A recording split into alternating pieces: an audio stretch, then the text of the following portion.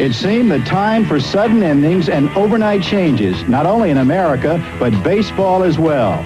Forbes Field, Old Bush Stadium, Crosley Field, and Connie Mack Stadium went the way of Ebbets Field and the Polo Grounds. Baseball was passing into a new age, but for fans who hated to see the grounds of the past torn apart so quickly, there was at least the consolation of selecting a souvenir.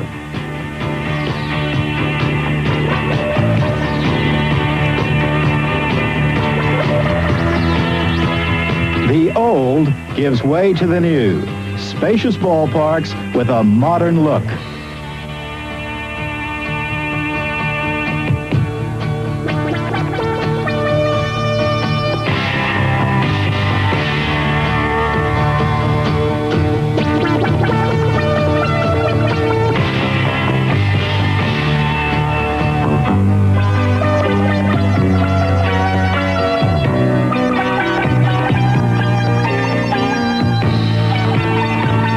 The Jet Age made expansion possible.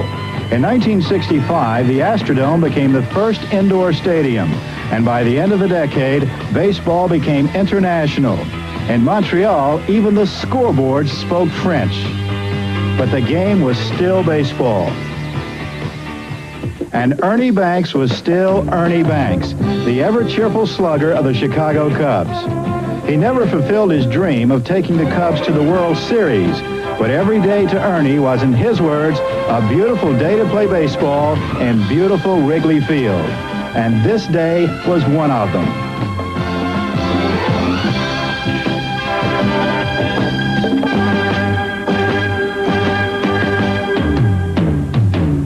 Frank Robinson also hit over 500 homers, playing primarily for Cincinnati and Baltimore. And Harmon Killebrew slugged over 500 for Washington and Minnesota.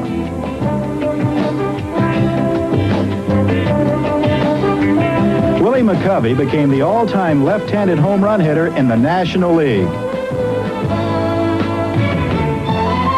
Teammate Willie Mays belted 660 homers in the more than 3,200 hits gathered in his brilliant career.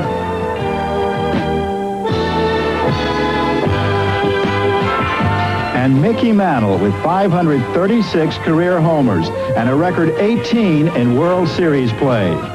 Baseball's class of the 60s accounted for more home runs than any previous decade. But the 60s also had great pitching. San Francisco's Juan Marichal continued in the Giants' tradition of hurlers Mathewson and Hubble with 6 20-win seasons. Jim Bunning won more than 100 games in each league while pitching a no-hitter and a perfect game. And in 1968, Detroit's Denny McClain accomplished what many thought impossible. He won 31 games. McClain led the Tigers to the World Series that year against the St. Louis Cardinals, defending champs who were seeking their third world title in 5 seasons. The Tigers had McClain, but the Cardinals had Bob Gibson. Gibson had been sensational during the season, setting a modern-day record with an incredible 1.12 earned run average, including 13 shutouts and a stretch of 100 innings in which he allowed just 2 earned runs.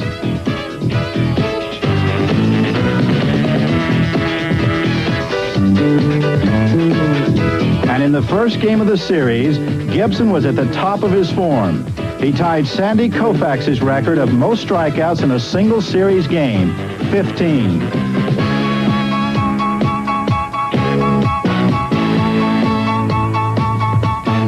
And then he established his own record of 16. And still had 1 out to go.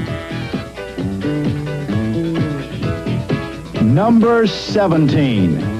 Gibson dominated on the mound, while Cardinal speedster Lou Brock dominated everywhere else. Tiger fans may have scoffed, but soon they too were convinced. In this series, Lou Brock had little trouble tying his own record of 7 stolen bases set the previous year.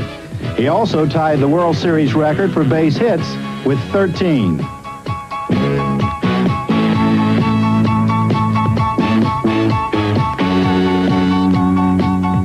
The Cardinals raced to a 3-game-to-1 series advantage and appeared ready to clinch it in the 5th game, taking an early lead.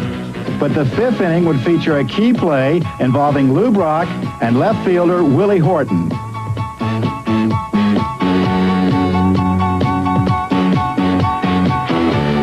Baseball's greatest base runner tried to score standing up and was called out.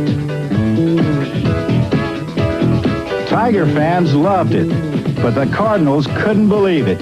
Suddenly, everything went wrong. The Tigers rallied. Al Kaline, distinguished right fielder and future Hall of Famer, had waited 15 years to play in a World Series, and in the 7th inning singled in the tying and winning runs. The Tigers then won Game 6 behind Denny McClain, but now face the invincible Gibson in Game 7. It's still scoreless in the 7th inning when Jim Northrup lines one to center that gives smooth-fielding Curt Flood trouble.